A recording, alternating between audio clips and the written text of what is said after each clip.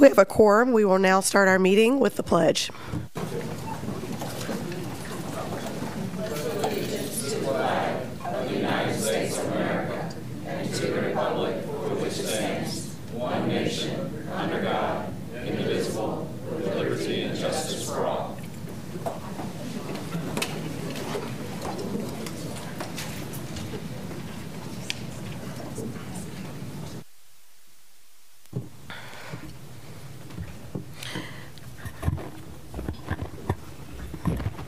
We will now begin with comments from the superintendent. Thank you, Madam Chair, members of the board, and the public. Congratulations to our friends at Wake Ed Partnership, who last week accepted the STEM Mentoring Award for Excellence in Public-Private Partnerships from US 2020.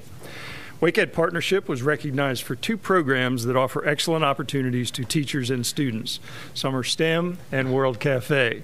During Summer STEM, 100 WCPSS educators engage in hands-on professional development, working with STEM companies from across the Triangle. They then return to the classroom in the fall with great ideas for project-based learning. At the annual World Cafe in January, educators meet with business, nonprofit, and government leaders to find partners that most closely match their academic goals. This leads to partnerships that provide our students with invaluable knowledge and experience. Both Summer STEM and World Cafe align perfectly with the mission of US 2020, the national advocacy group that honored Wake Ed Partnership. It also aligns nicely with the community engagement objective of our Vision 2020 strategic plan. By helping STEM teachers and STEM professionals join forces, US 2020 aims to create a, quote, STEM talent pipeline that has the strength and the diversity to meet the challenges of the 21st century, end quote. Thank you to Wake Ed Partnership for helping our school district in this national movement, while also helping to engage business leaders and others in our schools. As you know, our strategic plan goal is that by 2020, we will annually graduate at least 95% of our students ready for productive citizenship as well as college or career. Our early college programs allow students to get ahead of the game, earning college credit hours and job skills even before they officially receive their diploma. In fact, many early college students graduate high school with more than a year's worth of college credit and thousands in scholarships. Others are well on their way to professional certification in their chosen field, while still others are prepared to jump straight into high-paying jobs. The best part? They're able to do all this tuition-free. If this sounds appealing, I'd encourage you to apply to attend one of our 6 early college schools. The application period just opened for current WCPSS students. It will open for all others on November 6th and ends December 1st. So visit wcpss.net/earlycollege to learn more and to apply. And finally tonight, I'd like to congratulate Hunter Magnet Elementary School as it commemorates its 90th anniversary. A legally segregated school before the days of integration, Hunter served only African American students from the day it opened in 1927 until it integrated in 1971. In 1978, it became one of our first magnet schools and is still going strong with its gifted and talented AIG Basics Magnet theme. On Saturday, the school launched its year-long celebration by inviting alumni and former teachers and principals to share memories. I invite you to take a look at the monitors to view a video about the impact Hunter has had in our community for decades. Good morning. I'm Jared Moore, the Assistant Principal at Hunter GP AIG Magnet Elementary School. This morning we had the opportunity to welcome Hunter alumni, former teachers, former administrators, and community members into the building today with our 90th anniversary community breakfast. You got a little teary-eyed as I came up with my steps. I remember my mother taking me to school to get me registered and holding my hand, and I'm looking at those great big columns, and I thought this was the biggest place I'd ever seen in my life. And I remember the cafeteria. I thought it was huge. And we are celebrating our 90th anniversary, which has been exciting to welcome back former students and lots of former teachers, which just speaks to the place, the community that is Hunter. The funny thing, my oldest daughter, Jessica, and her husband, Justin England, met here when they were in elementary school. we really had groundbreaking experiences when it became a GT Magnet school. And my job, well, actually, I taught music with all of the classes, but the elective was called On Stage with Music. And that embodied theater, dance, art, the whole bit. And Hunter was the start for me in a career in education. Since then, I got my certification, and I have been teaching music, and I am currently teaching at Lacey Elementary, but Hunter has always been very special to me because of my early experiences here. Without that, I would never have been a teacher. And I'm thinking about something that my own children used to sing at this little daycare. I am a promise, I am a possibility, I'm a great big bundle of potentiality. That sums up Hunter. I think Hunter is special to the community for its rich history, its presence in the community, and in Raleigh as a whole. I can go to the dry cleaners or to the grocery store with a Hunter shirt on, and I went to Hunter, and they're proud of that, and that makes me proud to have been a student here and to teach here. Our rich journey as a school began in 1927, and 9 decades of students, family, and community members still come together today to reminisce and to talk about the very special place that they have in their hearts that stem from being a part of Lucille Hunter GTAIG Magnet Elementary School. We are a very proud school community, not only because of who we are and the fact that we're committed to serving all students, but because this legacy was put forth back in 1927 and still continues today. We are very proud to continue to say that it is happening at Hunter. Way to go, Hunter. 90 more.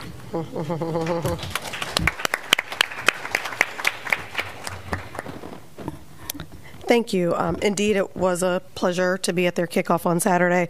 What Miss Green did not say, the chorus teacher, she was a teacher there when it was an all-black school, when the school system consolidated left to go to Apex schools, and then she was very proud to tell me that all of her children went there, and she ended her career there, and so was very excited to share their journey and to watch her across the table in the cafeteria from her students. I completely agree with the current chorus teacher that the love people have for that school was absolutely amazing and contagious.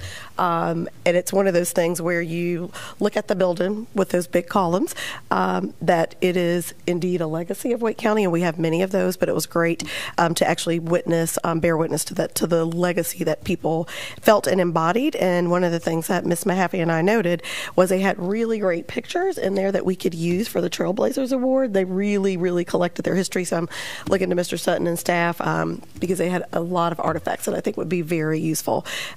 Just so I don't forget that, I wanted to remind you all that we saw a lot of great things that we could use, and definitely heard from people who I think would be more than happy to share with us if we asked. So it was a great kickoff. We also had the opportunity, which luckily the TA up there reminded me, that Dr. Martin and I actually got to do a Q&A with Ms. Moore with our teacher assistants, which I often attend their end of year celebration, but had not sat down with them to talk about it. And most of you know, I said to Kevin Hill I'd carry his banner for our TAs when he retired from the board, and I felt just as strong being with those TAs last week, and they really, for me, exude the real commitment, just as all of our teachers do. And so it's important to me to verbally say that their commitment to our students is just like everybody else in our district. And they asked us really good questions and really were interested, like everyone, in how legislative mandates, both unfunded and those that we're still trying to figure out how does it impact them, how does it impact, and many of them were spec ed TAs, and so they do a lot of one-on-one, and so they were really, really rich questions, and I think both Dr. Martin and I walked away with more to-do list, as did Ms. Moore.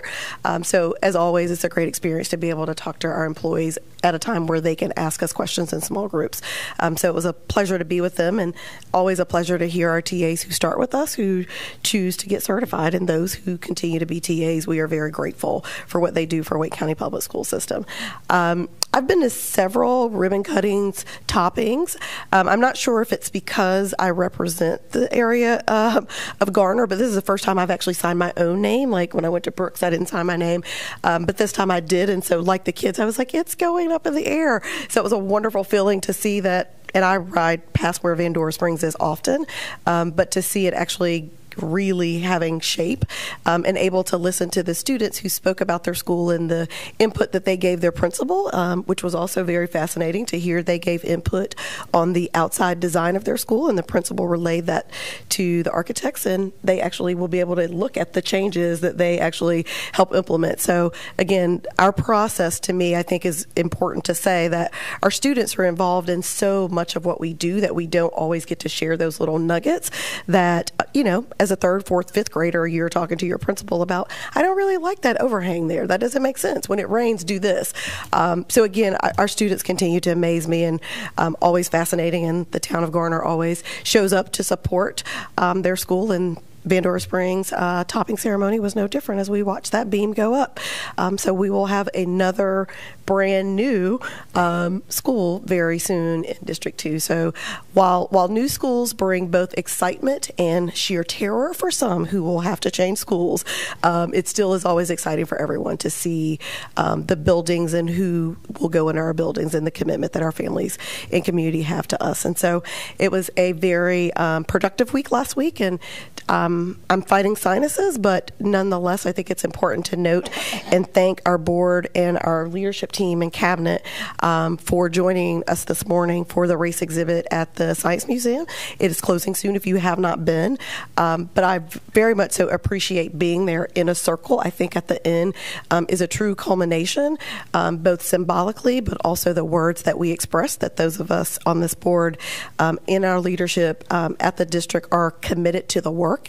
And I think it's important for me to publicly say that, I continue to publicly confess my commitment, because it's one way to not be complacent, but to be accountable for the way that we look at race and equity in our school district. And so this is just my public words of accountability, so that when it's not happening, some of you will always do this, but others won't, that it's a way to hold us accountable. So this is my public way to not become complacent, but to do the hard work. And as I always say, I will end, the sweet spot is in the midst of chaos. And so sometimes that's what it feels like, but we are committed to the long haul and the hard work. And I'm glad to be doing it with a committed group of people. And thank you all for your commitment and for your continuously dealing with changes in our schedule, like joining me early in the morning for those of you who are retired. I greatly appreciate you getting up and joining us this morning. So stay tuned, and I look forward to the work that we'll continue to do. Ms. Kushner. Thank you, Chair Johnson-Hostler, and I appreciate all the commitment this morning from both my colleagues on the board and the superintendent's leadership team. It was a meaningful morning to share with you all. And also the hospitality from Hunter, as well as Lynn Road and Lacey schools in the last 2 weeks. Got to see a lot of fun art and activities at those wonderful elementary schools. And wanted to also note I was able to attend with Ms. Mahaffey last Friday morning a seminar on Leandro at 20.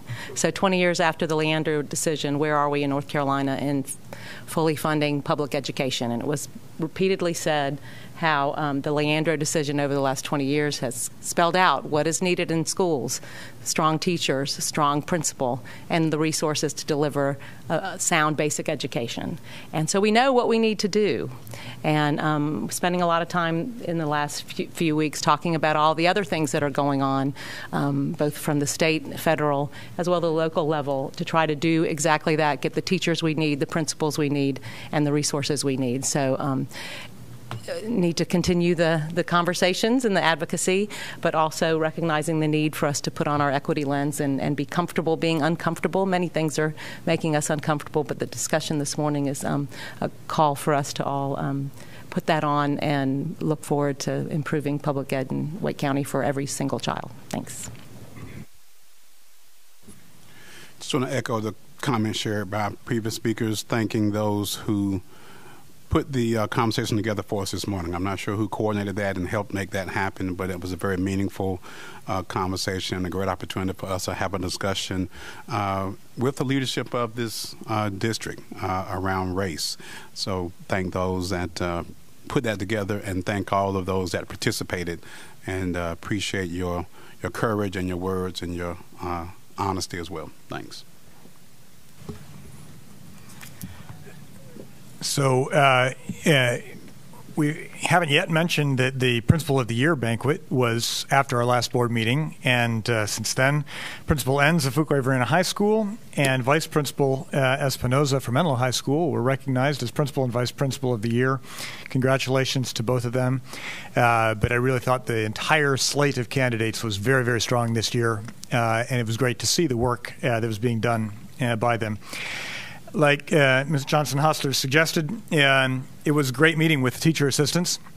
I think what we saw in that meeting was a depth of commitment as educators.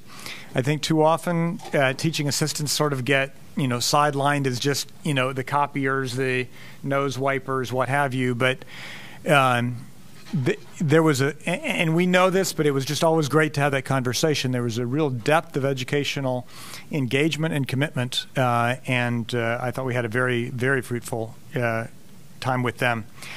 I too really appreciated the conversation this morning around the exhibit about race, and particularly the conversations that we had following. I'll share that what struck me the most. I mean, I've been working on these kind of racial issues for many, many years, trying to educate myself and be an advocate where I can in the community.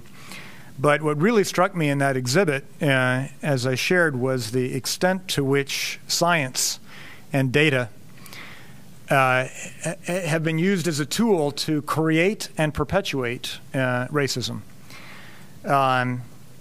Maybe I'm hypersensitive, that being a scientist myself, but I do see that kind of approach to science often. When things got complex, we have had a tendency to want to become data-driven. Oh my gosh, that sounds like language that's too often used in education circles. Data is a good thing. I learn a lot by data. But I learn a lot particularly from outliers in data. Or if data looks like it's too related to one factor or another, then my job is to ask a question to say, wait a minute, is my tool for measurement giving me the answer that I'm looking for? Or is it really telling me information that I need to be thinking about to change my perspective? The data that we see in the exhibit, for the most part, was trying to, the intent of finding the data was to differentiate, and not for good things. It was to differentiate the haves and have-nots, the higher and the lower and whatnot. And quite shocking, of course, is that standardized tests were part of that legacy, created to differentiate the elites from the non-elites. And in that way, we in the education world have an awful lot of responsibility where we are perpetuating that distinction. I come back to data because I'm a data gatherer. I work with data all the time. And I just want to reinforce that data is problematic when it's about the answer.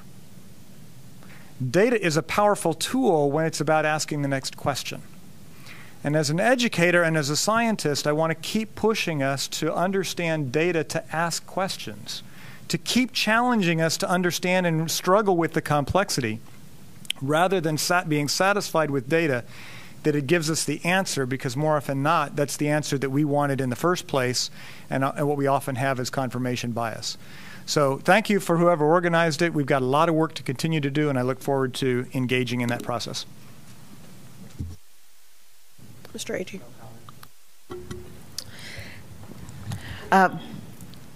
Thinking last week, it's been a very busy 2 weeks. Last week we had our District 7 BAC meeting. There were well over 100 people in attendance, and it was a wonderful example of what when we can all participate in a democratic process where there is lots of mutual respect for one another, and families being able to share their real concerns about the assignment plan and to also gain better understanding about why decisions are made in the manner in which they are made. I was just so pleased with the support and with the enthusiasm for Wake County Public Schools and wanting to ensure that we have nothing but high-quality schools throughout our district. I also want to commend the staff here in Wake County that put on our Principal and Assistant Principal of the Year celebration, and the sponsors that help make the event just classy. Our principals and assistant principals are elevated to a position that evening where they're able to experience real gratitude for the hard work that they do every day. And the event can't happen without a lot of work and without a lot of sponsors contributing to that cause.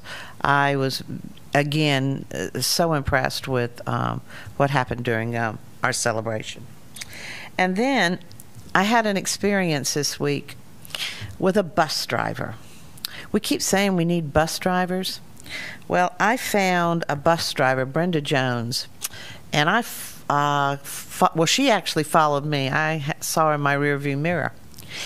And she is an example of what we want to see in all of our bus drivers.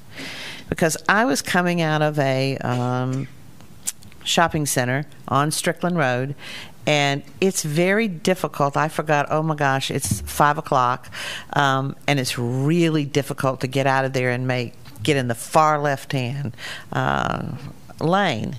And there she was with her big yellow bus, and she looked over at me, and she stopped, and she just waved me on. I was like, she doesn't even know she just waved on a board member. How cool is that, right? And then so I pull up, and the next thing I know, there's a truck, a big truck, barreling down, who was not in the right lane. She was paying attention and allowed that big truck to get in front of her, and then we all turned at the light. And then I started processing and doing excuse me, a little problem solving here, and said, I'll bet she's going to Leesville High School, because that's where they park the buses, right? So I just kept slowing down and watching her follow me, and I pulled into the parking lot, and I thought, okay, now how am I going to talk to her without scaring her? Like, here comes this lady, right?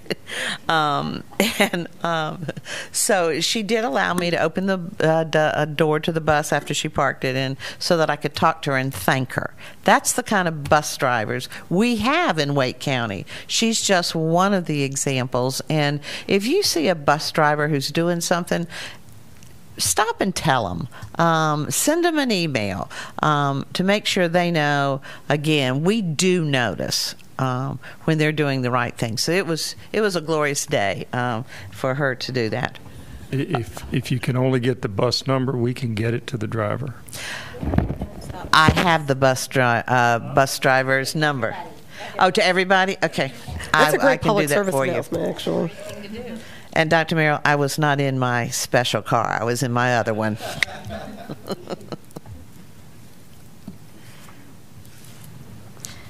I want to take a moment to thank all of the families and community members for sharing their input, taking their time out of their schedule on Friday night and on this past Monday night down in Gardner, or taking the time to write to us via email on the web forum and share their thoughts. There are things that we can look at a plan and we can look at a plan, but until we hear from those community members, we don't know how it affects folks. And it's a difficult time, and we're a growing community, and part of the reason we are growing is because of our schools. But 69 people a day coming into Wake County, that's quite a bit of folks coming in. So there are going to be changes. We are going to have to move with that growth. And I really am thankful to those families and who have reached out, who have shared their stories, who say, I understand, but, and those who say, just to have that conversation, I think, is really powerful, because for me, that input is so valuable, and I know I'm not the only person at this table who feels that way. But thank you for engaging and staying engaged, because we do listen. As Ms. Kushner said, on Friday there was a Leandro at 20 conference at UNC. I learned a lot because I didn't grow up in North Carolina. I grew up in a different state where the funding systems were very different. And so it allowed me another opportunity to see how unique North Carolina's funding structure is, whether when it comes to money coming from the state, and seeing the impact that this decision had, especially on our rural counties, and what that has brought to our state as a result of it. And then ending on a exciting note, another congratulations to Principal Enns and AP Espinal for being our principal and assistant principal of the year, because I don't know how you picked such great finalists. I don't know how you pick one person out of that group of finalists, but just a very nice event to celebrate our principals and assistant principals. Thank you. I also want to thank the parents that came out. I only got to one of the public hearings, but I want to thank the parents that came out and talked that night. I also want to thank our student assignment team and our administration team for taking the time to listen to all the comments, and I think they've responded to a lot of people and answered questions, and that's not an easy thing to do, but I appreciate that. I had the opportunity to go to West Millbrook, and they're out there, and I got to go listen to them talk, their counselors talk, and talk to us a little bit, and had a great presentation, but saw an amazing team, like I always do when I go to West Millbrook, an amazing team of counselors, and but I realized how little resources we have for those counselors, and again, it reminded me of what we need in our counseling. And so I got music in the background. That was great. I like that. No, that was good. And no, I need that. I also, so I want to thank them for that. That was a great experience. I also got to go visit Millbrook High School's counselors same week, and had another opportunity to talk to the counselors, but again saw the resources that they have are so limited, and double the students that they should have per counselor. And one of the exciting things at Millbrook High is they went online to set up parent-teacher conferences for their high school students, and when I was there, they had over 500 parents that were already signed up to have a one-on-one, face-to-face parent-teacher conference like you have in elementary school for their high schooler. And so, and the number was growing, and that was great. I thought that was interesting to be able to do that. As well, I was like in heaven on Saturday morning as Ms. Kushner and Ms. Mahaffey and we all, and Ms. Hostler, we all went to Hunter Elementary.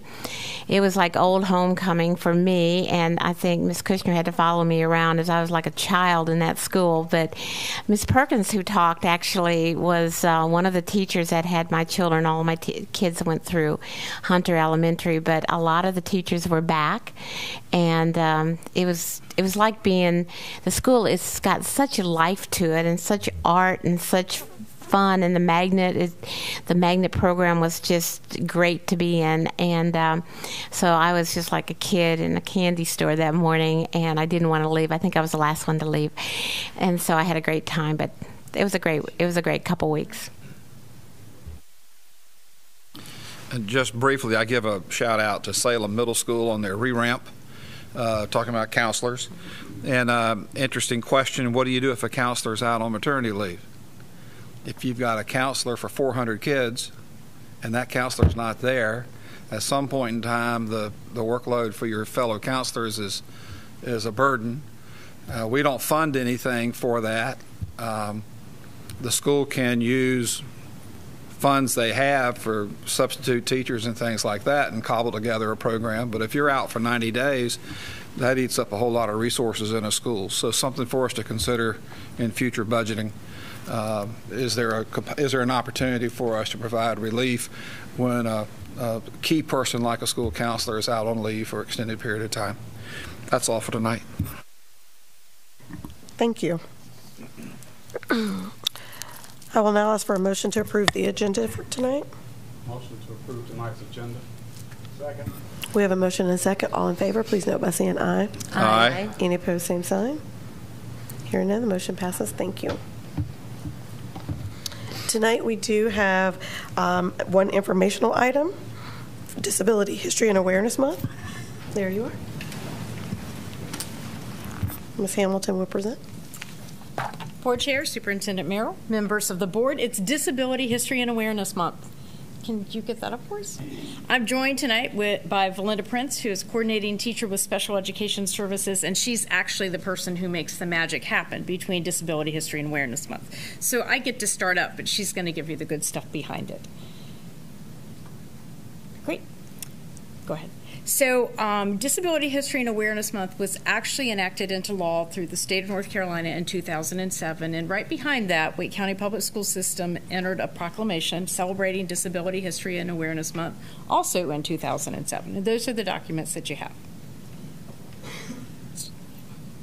So aligned with our strategic plan, we want to make sure that all activities that we present are aligned with our strategic plan and that the activities we engage in emanate from the strategic plan. So the kinds of things that Valinda is going to be showing you this evening actually are located in elements of our strategic plan, and Valinda is going to share that with you now. Thank you, Karen. Good evening, ladies and gentlemen of the board, superintendent and chair.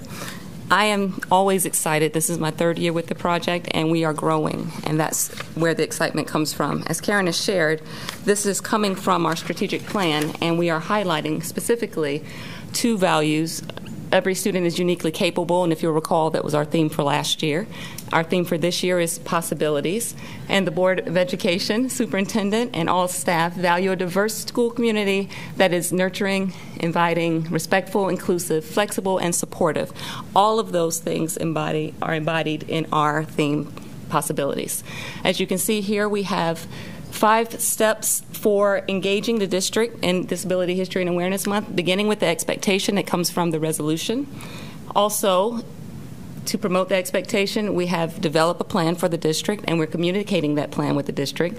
We are engaging the district through Twitter, through Facebook, through all types of means to ensure that everyone is aware that there's content out there, not just our buttons and our T-shirts, but there's content for our students. Then there's encouragement. So we're encouraging through Twitter and through other means such as our email system. However, what I'm really excited about, especially now that we're on the 17th of October, and so we're well into Disability History and Awareness Month, it's not just our encouragement from special ed services, but we have multiple departments as well as our schools encouraging one another, and that's creating ripples of awareness. Then there's the exemplars. We had principals when we presented to our leadership principals group who said, can you show us some of the examples of our winners from last year? And so why do we have competitions? Because that creates a little element of friendly competition that promotes our content. Again, we're taking the content to the students. So Western Region, for 2 years running, is winning our competition. So we want to put that out there so the rest of our regions will know that. Also, there you go, really friendly. And then there's the empowerment. Disability History and Awareness Month is in October. However, the recognition should go on throughout the year. So we have a 4-pronged approach with discussions, lessons and activities, cohesive community, and our projects. With our discussions, we have our calendar of quotes, and I'm very excited. My son's principal from West Millbrook is here tonight, and she didn't know I was going to share this, but he shared with me. They're talking about possibilities on the morning announcements. They're reading the quotes. Can you imagine how exciting that is for a parent? So I stand here to thank you, West Millbrook, for engaging in those conversations. And then the lessons and activities. We've had Mandy Harvey is one of our lessons, our key focus persons, and she is a person who's hard of hearing. Through Twitter, a teacher posted her lesson the lesson from our group, and she said, this is what we're doing for Disability History and Awareness Month. Mandy Harvey retweeted that or replied to that, which sent lots of ripples of awareness out into the audience. I think like 100 likes, and that's huge for education. So can you imagine how excited the students were to know that someone famous is now looking at what they're doing? And she was excited, saying her heart almost leaped out of her chest because she is a catalyst for them learning this. Then we have the cohesive community, and we'll talk more about that in just a moment. And, of course, the projects. The projects are not just for competition. The projects are for promotion of awareness. So when you look in schools and you see bulletin boards that we see now, all the more so, displaying disability history and awareness and causing a community within the school to become more inclusive, and then to tweet that out, which causes the district to become more inclusive. And then there's always the conversations at home. This is an example of our calendar of quotes. And the teachers can access the lessons and activities from this calendar as well with a quick link. And then they can also access the challenge points where they can say how many lessons they completed with their students. We're embedded in CMAP. This is very exciting because that means that we're partnering with academics, which creates further ripples of awareness. And I can also say that this is an 8th grade lesson that I get to hear about at home. A very excited young man who's saying to me the things that I'm sharing with you. Critical thinking, communication, all the 4 C's. Can you imagine how excited other parents are as well? Our T-shirts, our buttons, and the social media are just the visual, just some visual footprints. And so when we started this month, I said, what can we do differently that we didn't do last month? We didn't want to go too far different because we have now academics walking along with us. But we have a campaign that I'd like to see all of you participating in, and I see some of the buttons, and it's called Where's Your Button? So if you look on Twitter, there you go. There you go. If you look on Twitter, you'll see that there are principals, there are teachers, there are parents. The community will take a picture of themselves with their button and then tweet and tag us. And many times I've gone around and taken pictures of some of our staff and tagged from our account. But the whole point of that is to draw administrators and teachers to the awareness content so that students get to experience this rich information.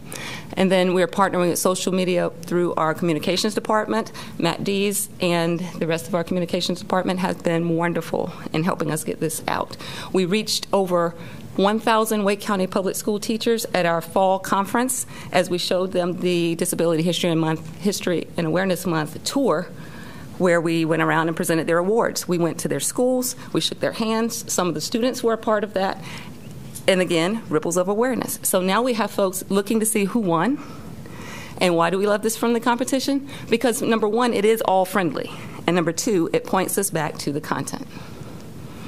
This is just an example of from whence some of our winners have come. And this is some of our district engagement data. This is the Awareness Challenge increase. The Awareness Challenge focuses specifically on our lessons and activities, again, the content. And this is showing not where they were, but how much growth from 15-16 to 16-17. And while we're not where we want to be, there's always room for improvement. We are continuing to create those ripples of awareness by talking, engaging in conversations, doing this type of presentation, which causes other conversations and folks to say, what's my school doing? What's your child's school doing? And then we will see additional awareness. Our Twitter campaign, this is data that says how, per region, how many opportunities have folks taken to post something on Twitter. Now, just because someone's not on Twitter doesn't mean that it's not happening in their school. We are very well aware of that. I had a colleague email me today to say she's doing some work in a school, and the morning announcements came on, and what did she hear? One of our quotes. Then what did she hear? A poem about possibilities from 2 students. That school is not a school that's on Twitter, but we have evidence that it's going on. So we're trying to figure out how we can encourage folks to let us know, because this is how we're measuring our growth. So where are we? We're continuing to encourage participation. We're continuing to exhibit exemplars, and we're empowering participants to continue beyond the month of October into the remainder of the year, exploring the possibilities for students of all capabilities. So by engaging and empowering all students, we can help our students to surpass the superficial limits that are placed upon them so that we can achieve our goal. And our goal is post-secondary outcomes for our students with Vision 2020. Thank you. So thank you for letting us join you this evening. I also want to thank Valinda, who really does a lot of work to make this happen, not just in October, but throughout the year.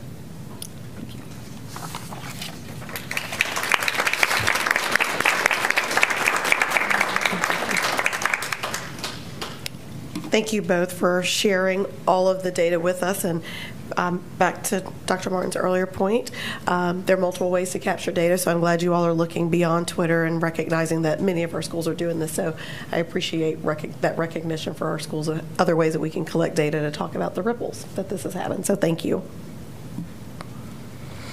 We will now move on to public comment.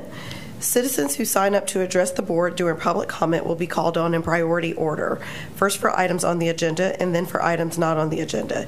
Each individual speaker will be allowed 3 minutes for remarks. Specific personnel or student matters are not appropriate for this public comment setting, but may be addressed through applicable WCPSS personnel, the grievance policy, or other applicable policies.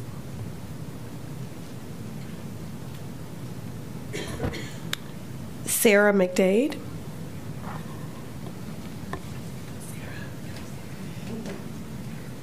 Good evening. My name is Sarah McDade, and my son Mitchell is a happy, flourishing second grader at Abbott's Creek Elementary School. It was a rough start. Mitchell began kindergarten when Abbott's Creek was first built. You see, in a short 7 years, Mitchell has dealt with a lot of anxiety. So imagine our struggles with a 5-year-old at a new big school, new faces, a new schedule, and it took him almost 2 years. But Mitchell's overcome so much of his anxiety and is very well adjusted this year. He's even in single subject acceleration for math, and he has an AIG teacher who understands his personality and his cautiousness, which goes along with anxiety. Under the assignment proposal, Mitchell and 76 of his classmates will be reassigned to a school that's about 6 miles away from our neighborhood, even though we live across the street from Abbott's Creek. Again, he will be faced with a new big school, new faces, new schedule, and a completely new community. He'll be separated from the teachers he loves, his friends, and away from the one place other than his home that he feels safe. If this happens, I'm worried it will set my son back another couple of years. And as a parent, it's really hard to watch your kids struggle. I would like to add that as part of this group from Abbott's Creek, we completely understand where the blame lies in these decisions that you have to make. It's with our legislators. We get that the mandate they have passed down is the cause of reassignment. Let me assure you, we have all been calling, writing, and visiting our representatives relentlessly. Some of us are on first-name basis. We are not only advocating for our children and for our schools, but for you, the school board. Just this morning, I was at the legislative building speaking at a press conference that was hosted by Senator Jay Shadori. We were begging the General Assembly to do their jobs, come back to session by Friday to resolve the problems with this mandate. I shared my concerns that I believe the agenda of some senators is to dismantle public education in this state in hopes of privatizing it. So we're advocating for you. My fear is that if our children are kicked out of their school and kicked out of the place that they helped start, the place where we have made ties and the place that we spend our time volunteering and our money, you will lose some of these advocates because they will feel like they've been abandoned. There needs to be other options. Keeping our kids at their school next year will give us more time to keep advocating for more funds. Reassignment cannot be the only option. Please help us. We will absolutely keep up the fight because these decisions do absolutely nothing to help our kids. On the contrary, it hurts them and burdens their families. As I told our lawmakers this morning, these are kids, not numbers. Please remember that in your decisions. Thank you.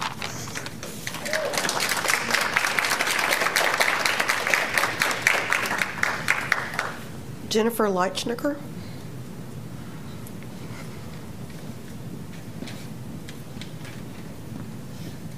Hi, thank you for your time. I'm not used to the public speaking, but I am used to speaking my mind, so please bear with me while I try to get through this.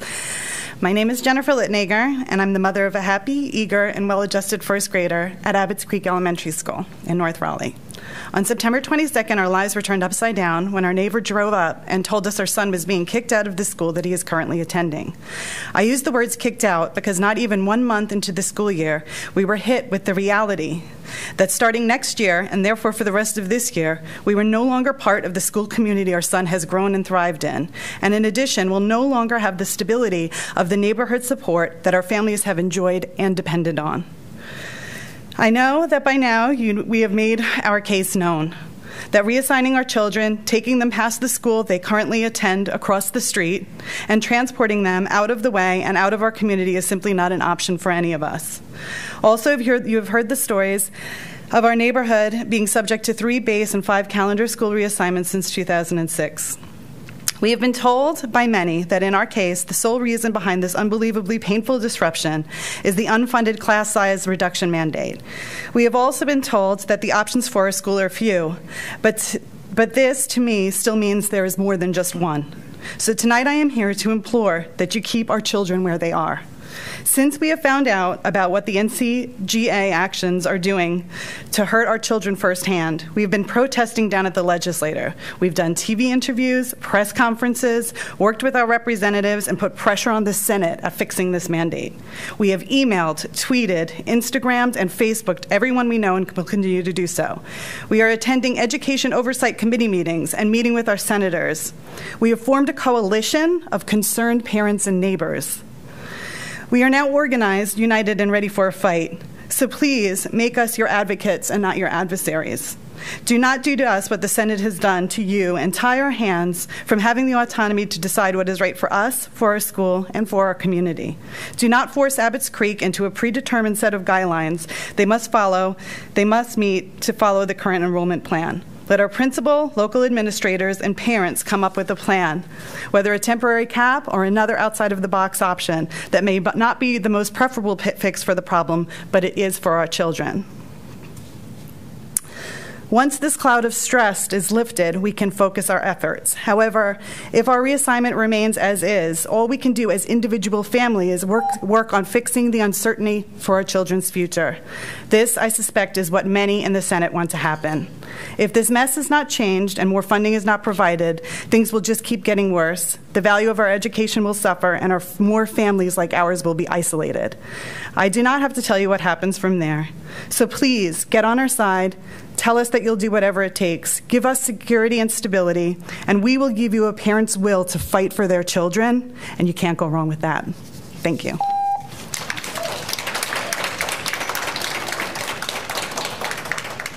Clint Edwards.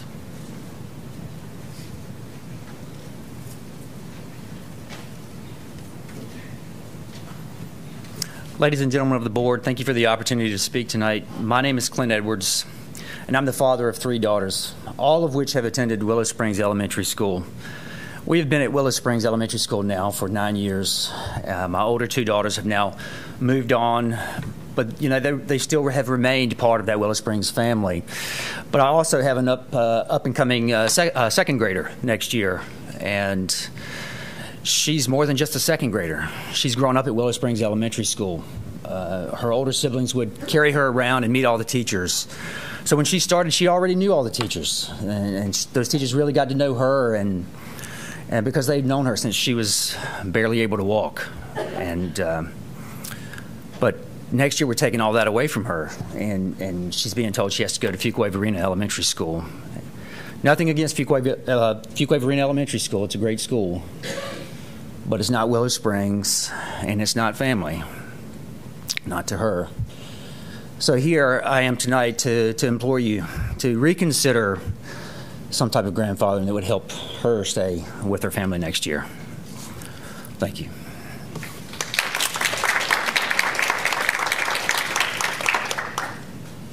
Cameron Kaiser.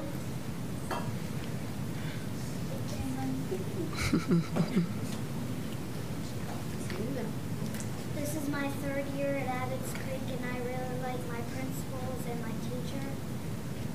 We live right across the streets from Abbott's Creek, and I really want to stay there because I really like Abbots Creek. It's like my home. And my friends, I don't want to be taken away from them. So I just really want to stay there. Thank you. Thank you.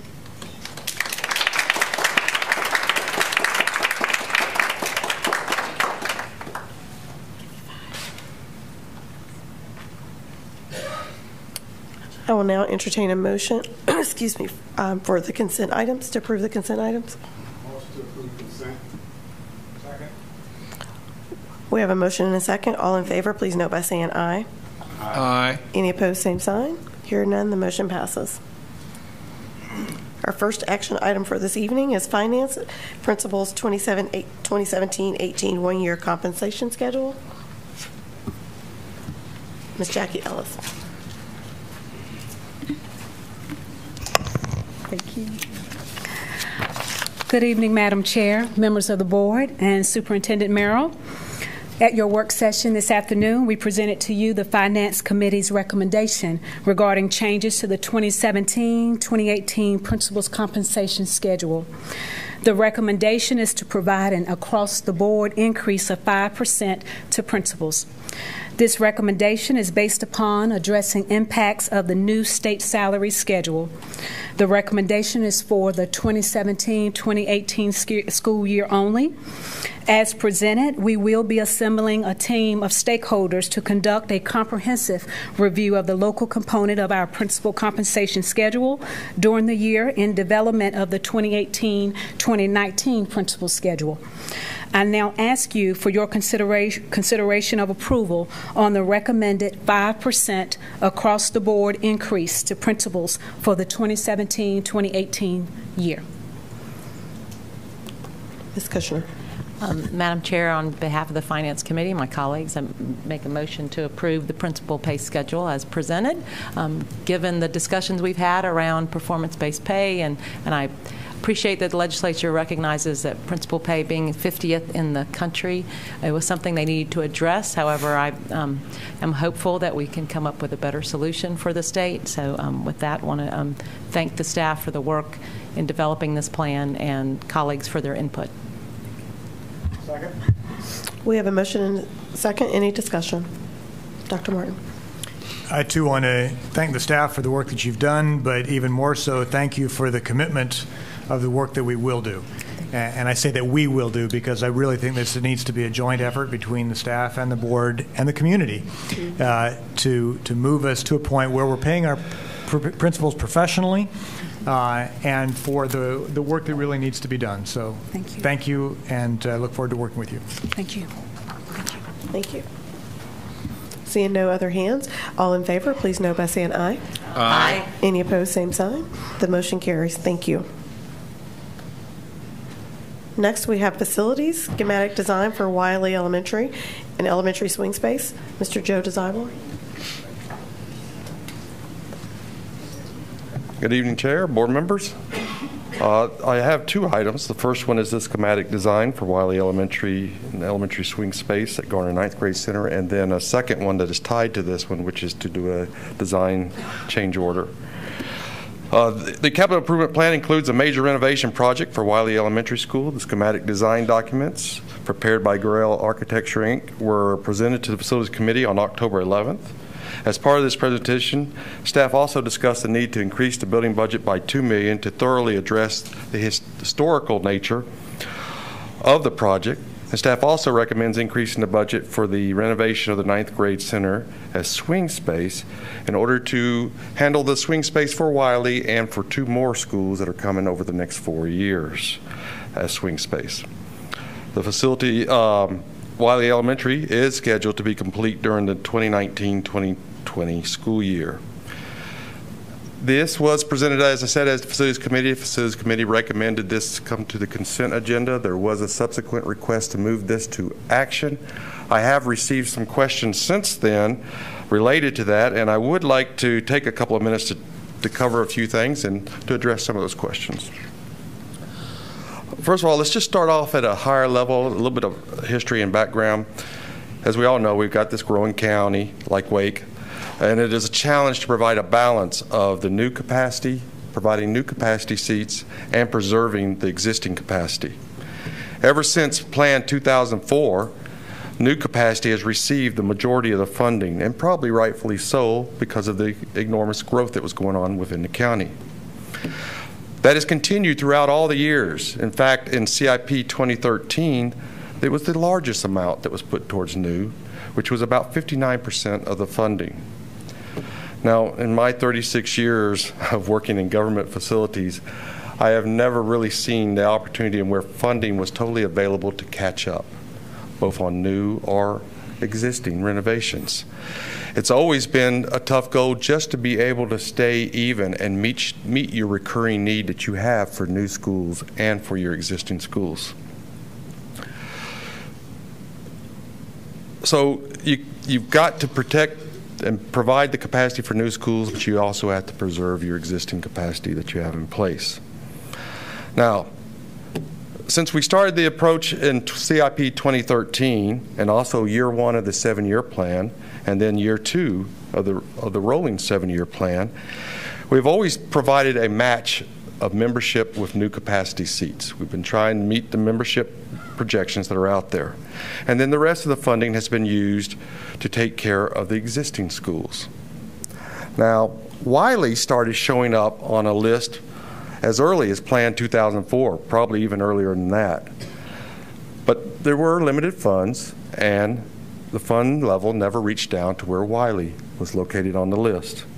In Plan 2006, Wiley was again on that list, and some funding actually was provided for some preliminary design to go out there and look at the scope of Wiley a little bit more with Plan 2006. But then the recession came in. It slowed the growth, but it did not slow the wear and tear on our facilities as that continued over the next 7 years.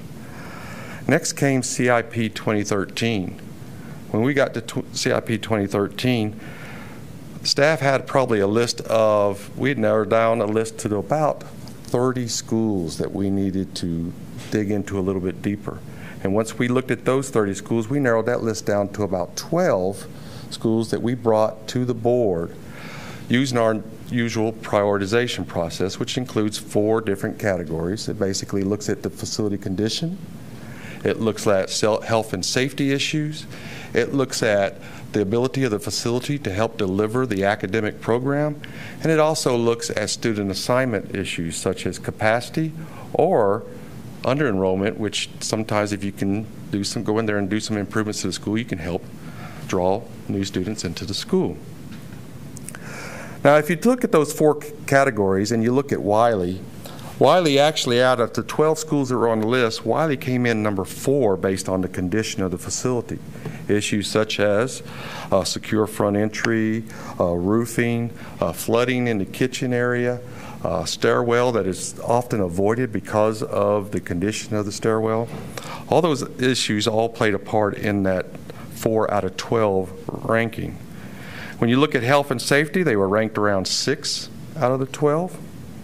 And that health and safety usually touches on areas such as indoor air quality, lead paint, mold, the building safety systems, and pedestrian and vehicular safety at the school. Next, the ability to deliver the academic program. Wiley came in ranked around 6th out of 12 for that. And then the last category of student assignment, actually Wiley was 12 out of 12 because capacity honestly was not an issue that was driving the need for renovation at Wiley. It was the other 3 categories. And those alone were enough to put Wiley in the middle, right about the middle of the 12 schools. But even with that, looking at the funding, and as you remember I mentioned earlier, CIP 2013 was actually one of the highest where it went with the percentage going to new schools. Funding level, the line was drawn above Wiley again on CIP 2013. Since then, we've entered into the prioritization and the 7-year continuous plan. So in 2015, after looking at the prioritizations, Wiley was included in the 7-year plan and was approved by the Board of Education for 2015. In 2016, that list was updated and reviewed again, and Wiley remained in that list after being approved by the board. Later on in 2016, the design funding was approved and for design to start on Wiley Elementary. Once design started, there obviously came up some questions pretty soon that we need to come back to the board and address the scope at Wiley Elementary. And so we came back to the board and we talked about that scope and asked for a decision from the Facilities Committee on which direction we should head towards our schematic design.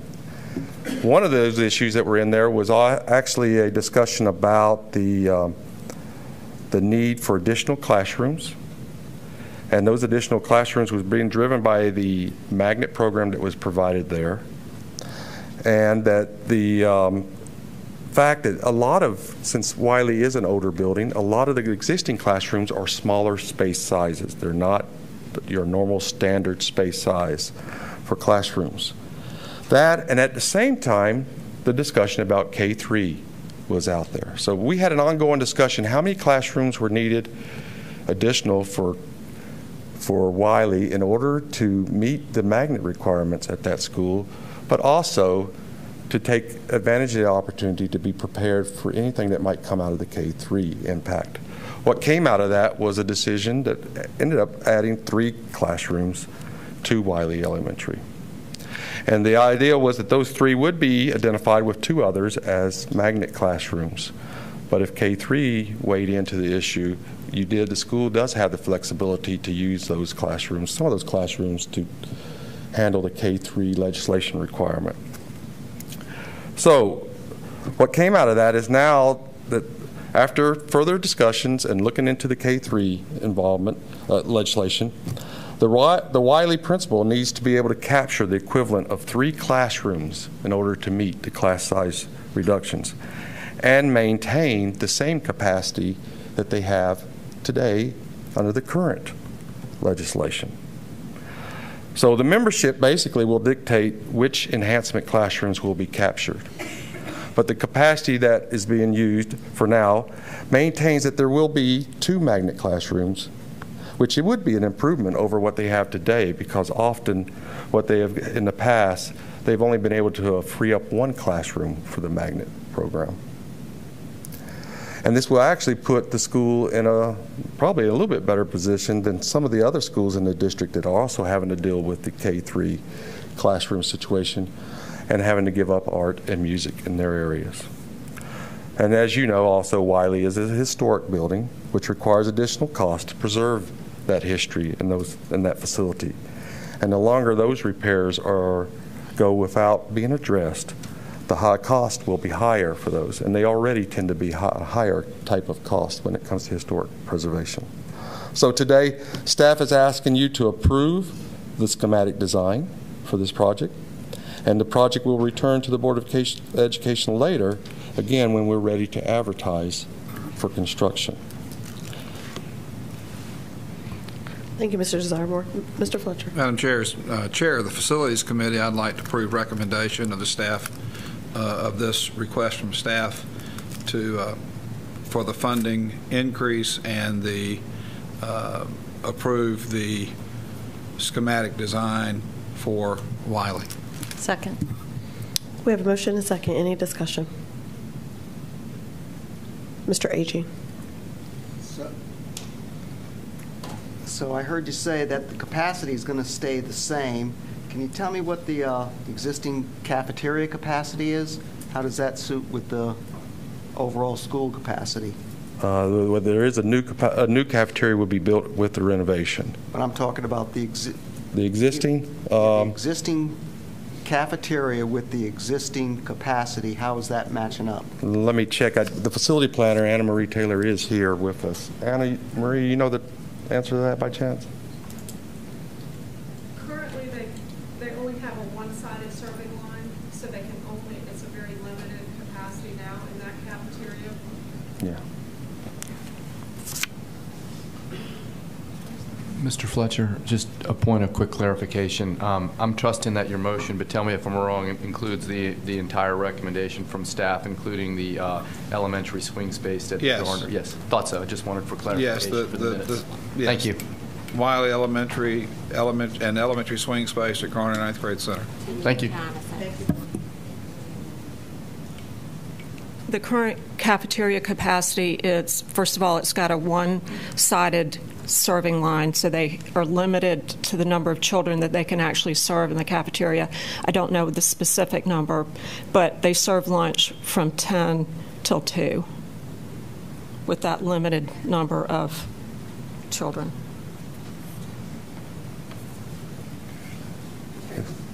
Sorry. And why was the most recent addition building that was built there, why is that being renovated at this time also? The what was the year on that? Yeah, Anna Marie, why don't you just stay up here so you... Yes.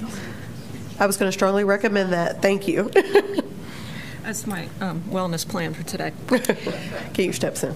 The addition was done, it was a 6-classroom addition. It was done in 2001. And the recommendation has been that when we first looked at the program in 2002, 2004, that building was not that old. Didn't really need any renovation done to it. But now, fast forward, it's 20 years later. The recommendation is that the roof it's at its warranty level, that be replaced, and that we're going to sprinkle the entire facility, and so that building would be sprinklered also. So that's the major renovation in that. And then also bring the classrooms up to current standard with the new technology. So we're going to do a complete renovation in 15, 16 years' life. Yes, well, part of the thing is you want to go in there, if you're going to do a major renovation at a school, you don't want to have to come back again in 5 years. I guess I asked that going on the idea that the basis was originally for a 40-year life cycle on the buildings. This seems to be less than half of that. Yeah, but what we are addressing here are program changes to start off with. Oh. The renovation to those 6 classrooms is just roof and sprinklers and updating the equipment. HVAC. So that it all ties in. To one system. And would it not be less expensive to do it now? Absolutely. Than to wait for the life? Okay, so the roof has another 5 or 6 years, but isn't it more cost effective to do the whole roof? Because you're going to add on and tear down and add a whole new building, so you tie all that together. Am I understanding that correctly? You are. That it would be cheaper in the long run to do that now and not wait the 6 years. Correct. And there is no sprinkler system in the existing 6 classrooms we're talking about. That's correct. Okay, I got it. Thank you. Ms. Mahaffey. So in this plan, when this was designed, it was to add 3 additional classrooms so that the magnet program could have 5 designated spaces. Because of the class size mandate, we're finding that we're going from a planned 5 down to 2 magnet classrooms? That is correct, depending on what your membership calls for. There may be the opportunity to capture one of the other classrooms instead if the need is not there, and then you would be able to keep one additional classroom for magnet. Mm-hmm. Remember, early on, there was a lot of discussion going on exactly what would be the right number of classrooms needed for the magnet program, and the K-3 was going on discussion at the same time. So we had the opportunity, we looked at the plans at that point. It was obvious we could add 3 classrooms, and we knew that with class size coming, that would be the best thing to do. And if class size didn't come, we knew all 3 could be used for magnet if necessary. So then, if I remember correctly, Wiley has the international studies in language, so I imagine with those, are we talking art music classrooms, or are we talking foreign language classrooms? Foreign language classrooms. So our foreign language classrooms, 3 then get sent back on a cart? Now, Kathy, you want to come in and address any of that? I'm curious as to the impact that the class size issue has on the expansion of, or the continuation of the magnet program in terms of capacity. Right. Well, the magnet classrooms, if they had 5, they'd have 5 distinct for the languages that they teach. As it is now, they don't have 5 distinct, so they push into other rooms or they use spaces, which are accommodations that are expected when you're tight. So they will likely have to push into other spaces or share a space, except for a joke. This is kind of a joke, but I think it's really, you don't want Chinese and Japanese in the same room because how do you know what you're looking at? But I think, I mean, when you're doing your stuff on the walls and everything and you're naming things, but I think that they'll just have to make the and it may not be. There are other non-capacity classrooms in the building, so they'll have to look at AIG, ELL, CCR. Where is their capacity? And that's the exercise that we had all of our principals do a couple of times this summer to determine what were the best spaces and options for their school. And so the school will have to do that here as well. Ms. Cash. I don't know if this is a question. I'm trying to understand when you say magnet seats, because I don't know that Wiley is offering a lot of magnet seats for non-siblings. So when you say magnet seats, I guess you're talking about just the classrooms that offer the program? That is correct. Okay, so my concern is the number of magnets that this is a school that we don't have. Excuse me. This is a school that we're saying it's magnet, and we're funding for magnets now. We're getting ready to renovate, and historic renovations are rather expensive.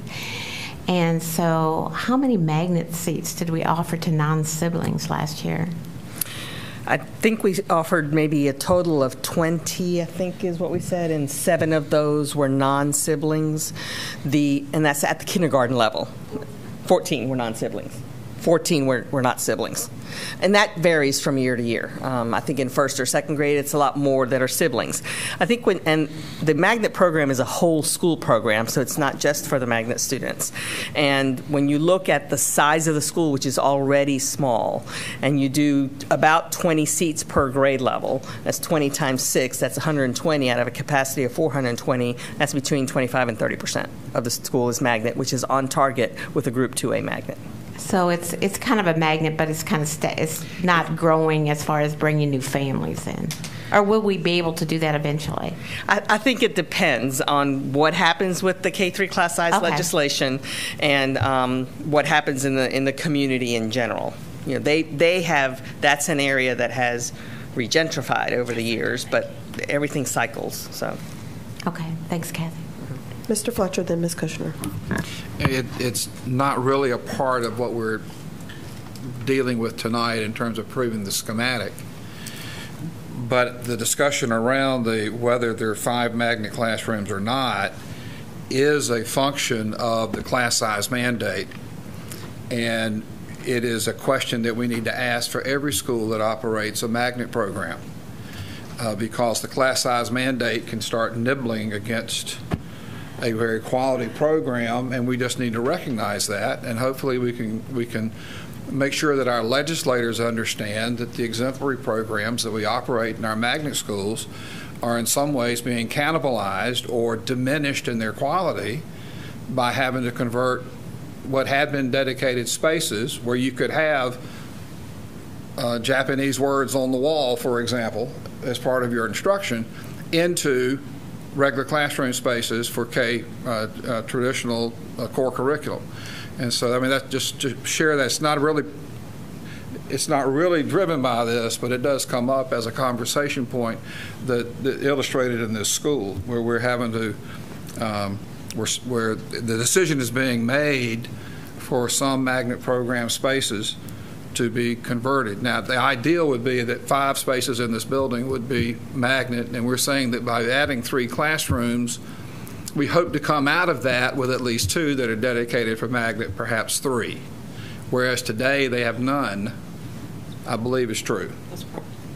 Okay, so we're making a gain on the magnet program in terms of the small numbers of classrooms that we're adding. We're still making a gain on the magnet program quality.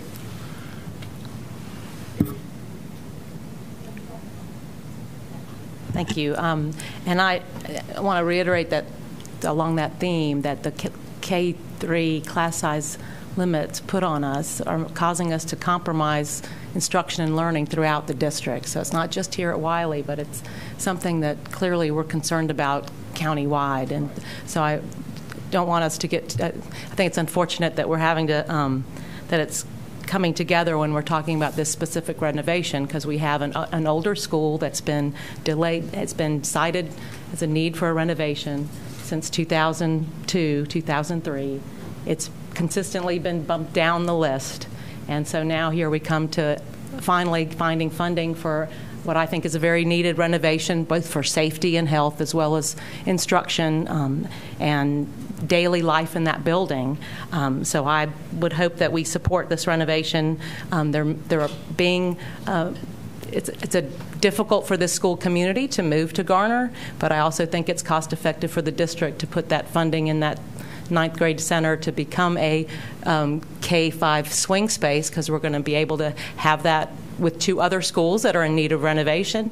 And so it's an efficient way for us as a system to give some hope to those schools that are also waiting for renovations, because, as Mr. Desiremore said, we've had to focus so much on catching up with the demand for seats, which I know Mr. Agee has underscored purposely and responsibly, because we are in need. We're a growing district, but we also have to take care of the assets we have.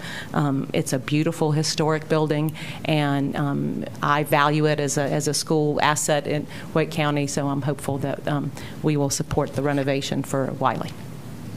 Ms. Cash. I mean, it's a dilemma for me. Not that I think Wiley deserves to have this renovation done. I agree. I'm just saying to the designers and such that we need to be careful with these dollars. We've got so many schools that have been pushed down on the list, like West Millbrook says here, that actually has a program going in that we're going to have to work hard to make that program appealing. Wiley's very appealing to a lot of people. We turn a lot of people down there. I have no trouble with us going in there and fixing the school that deserves that. I just want our design teams to be very frugal with their dollars, especially when we talk about historic and those kind of dollars that we're putting into it, so that we have enough to go to those schools that need program or need appeal for the programs they're putting into them. Dr. Morton. Thank you. I want to very much speak in favor of this renovation. My family was an alumni family of Wiley. We were there from about 99 to 2007 or 8, if my brain is working on that. What I can tell you about Wiley is that they did an amazing job of using every closet, every nook, and every cranny. My kids took language electives in what otherwise would have been a closet. You know, they kind of wheeled a cafeteria table in there, and the kids sat around that cafeteria table, basically in a closet, to take some language. So this is a school that stretches every space, and that was back a long time ago, and it's only grown tighter since then.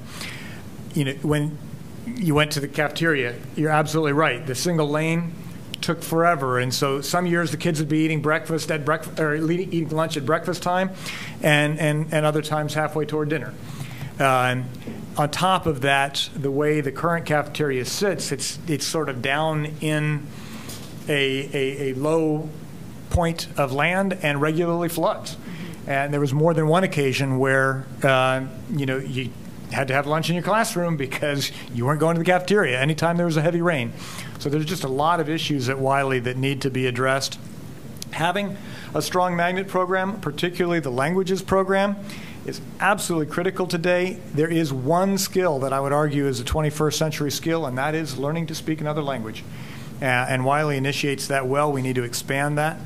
And finally, I want to comment on the historic preservation. I understand it costs a bit more. I wish we actually built schools today that we'd look at 50 years, 100 years from now, and we'd say, wow, that's a building that we ought to preserve, we ought to keep. We're not doing that. What that says to a child, what that says to a parent when they walk up to that building is, that's somewhere amazing that I want to go to. We just heard it in the video about Hunter, right? Walking up and seeing those columns.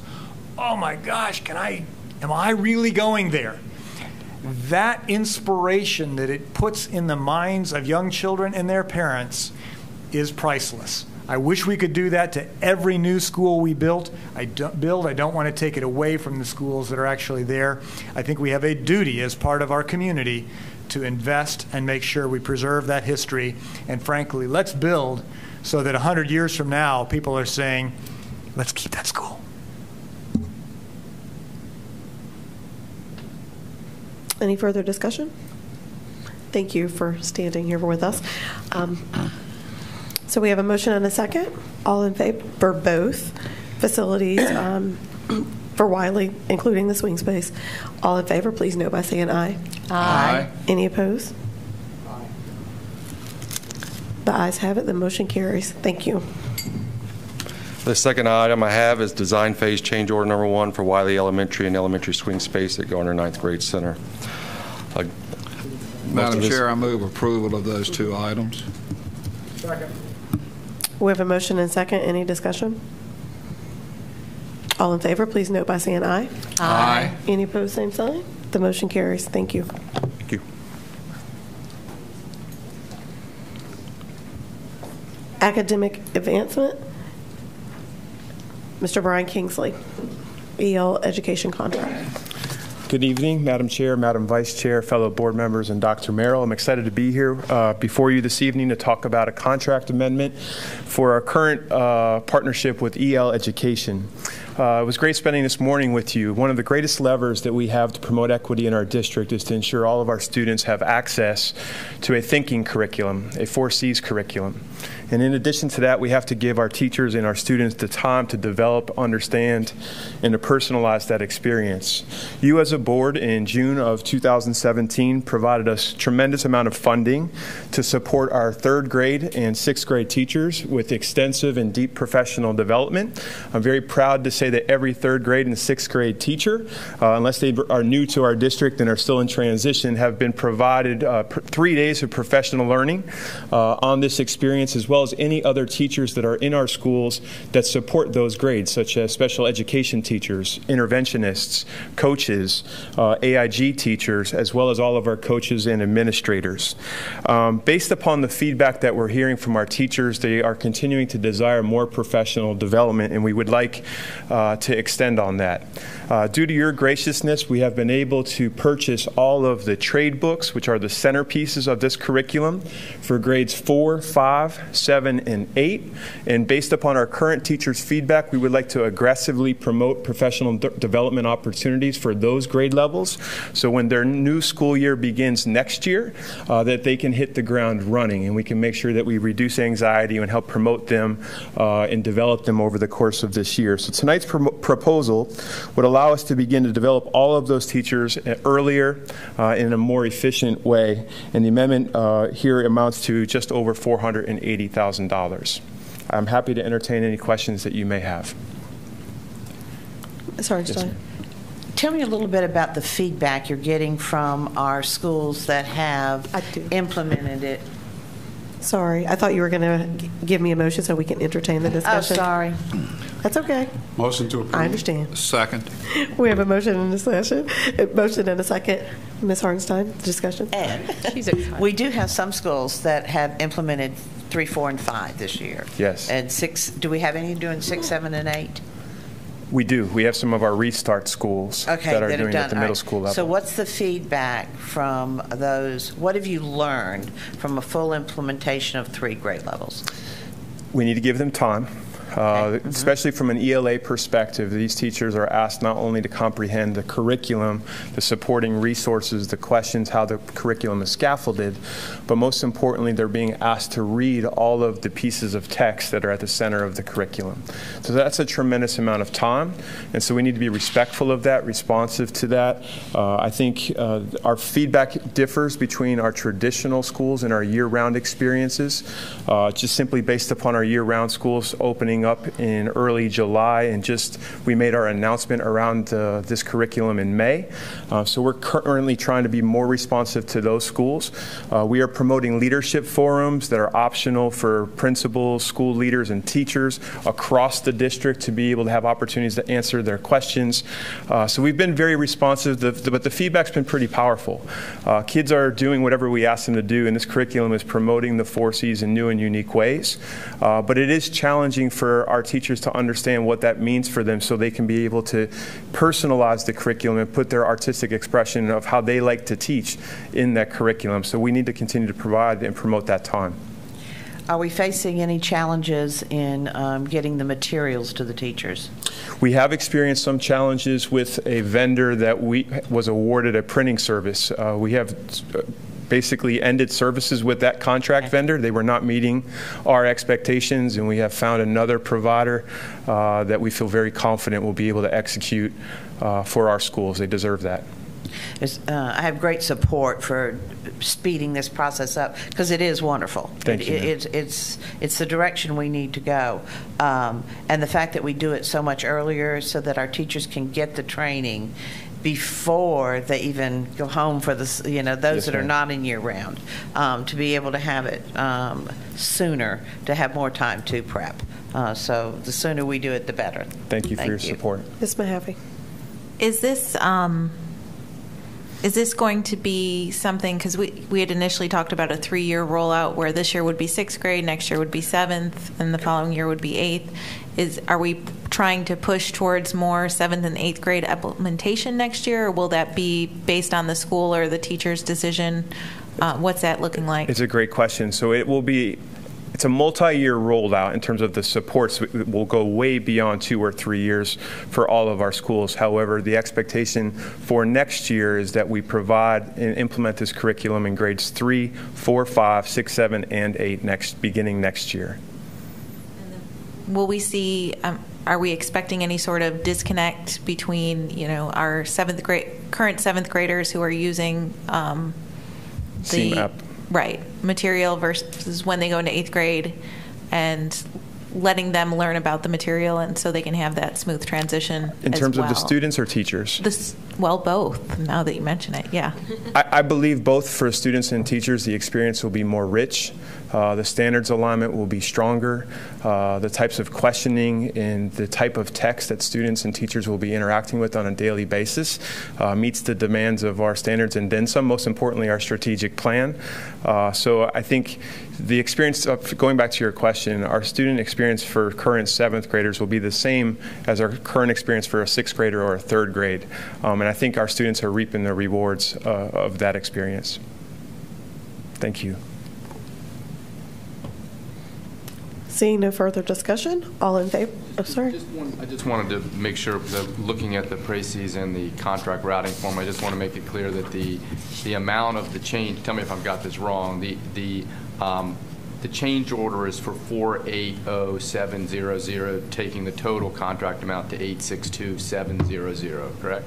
That is correct. There was a previous amendment that was under $100,000 earlier on this school year, which brought the contract from 283 to 382, and this amendment brings it up to that total amount, just over 860. Thank you. You're welcome. All in favor, please know by saying aye. Aye. Any opposed, same sign. Hearing none, the motion carries. Thank you. Ms. Moore is joining us to discuss academic advancement as well. Recommendation for magnetizing West Millbrook. Good evening, Chair Johnson Hostler, Superintendent Merrill, and board members. I'm bringing this evening a request from staff to magnetize West Millbrook Middle School. On October 3rd at the work session, we brought to the board information regarding the IB Middle Years program that has been at East Millbrook Middle School. And East Millbrook significantly revised their theme as a part of the magnet grant cycle that we were not awarded a couple of years ago. And their primary theme is now the performing arts, visual and performing arts. And so in order to continue a strong IB Middle Years program, we looked to move that program to West Millbrook. A couple of things. The Middle Years program is 610. The program right now continues at Millbrook High School. And since West Millbrook is also a feeder to Millbrook High School, that will be able to continue that strong feeder pattern into Millbrook High School. We did a survey in between the work session when we spoke with staff and the Student Achievement Committee 5 days later, 6 days later, and got feedback from parents and staff about that transition at both of the middle schools, East Millbrook and West Millbrook. There were some questions from the board at the work session about the continuation of phasing out the middle years program at East Millbrook rather than transitioning and sunsetting it immediately, and we are certainly able to accommodate that for those families that want to remain at East Millbrook and continue the path of what they've been getting out of the IB Middle Years program while focused on the new arts theme as well. And in terms of funding, we are able to take existing funding that is already in place for IB training, Middle Years training, and move that to West Millbrook, so we'll have funding for training there. It will require 3 positions, and we are looking to rearrange funding so that we can locally fund that magnet at West Millbrook Middle and still maintain the existing positions and funding that already exists at East Millbrook as well. So, happy to answer any questions. So I would like to move that we magnetize West Millbrook and move the IB program from East Millbrook to West Millbrook. I second. We have a motion and a second. Any discussion? All in favor, please note by saying aye. Aye. Any opposed, same sign. The motion carries. Thank you. I'd like to. Are you staying to join I'd like us? to thank the principal from West Millbrook who is here, Kelly Amen. She has most of her PTA board, including our president, Ms. Grantham, her BAC rep, several other parents. They're very excited, and there you go.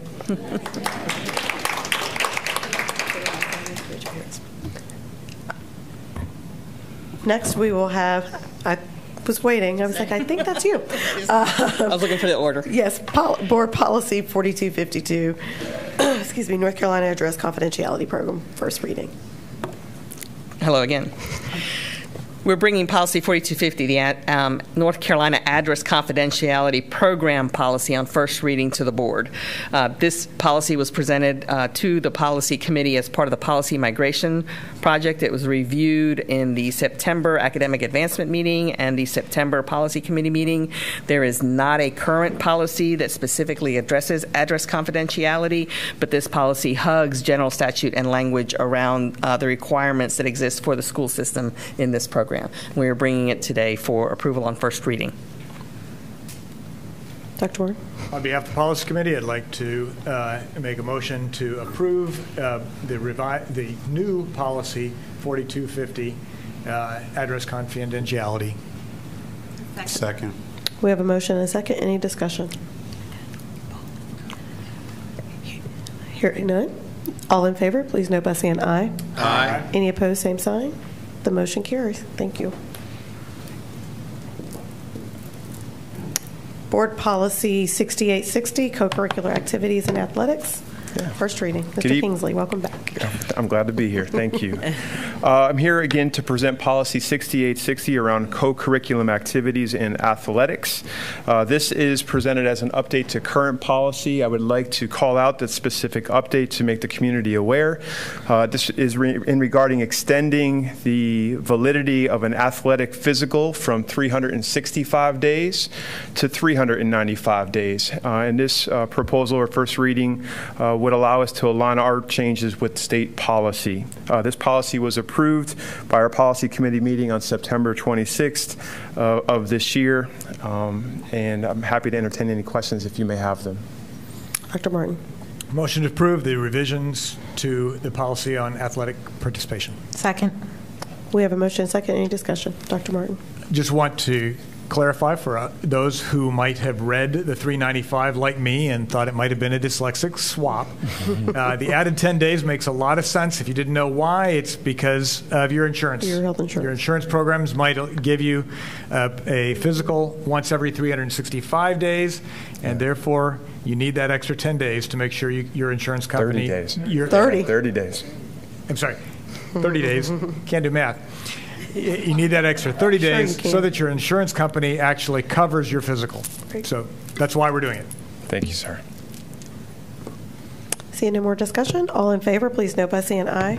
Aye. Any opposed, same sign. The motion carries. Thank you so much. I will also entertain a motion to approve the HR items as discussed previously in closed session. Motion to approve HR. Second. Discuss. I think we have a second, Melissa. All in favor, please note by saying aye. Aye. Any opposed, same sign. The motion carries. I'll now entertain a motion to go back. Motion to return to closed session for the items previously stated. Second. We have a motion and a second. All in favor, please note by saying aye. Aye. Any opposed, same sign. The motion carries. We will now go back into closed session. Thank you.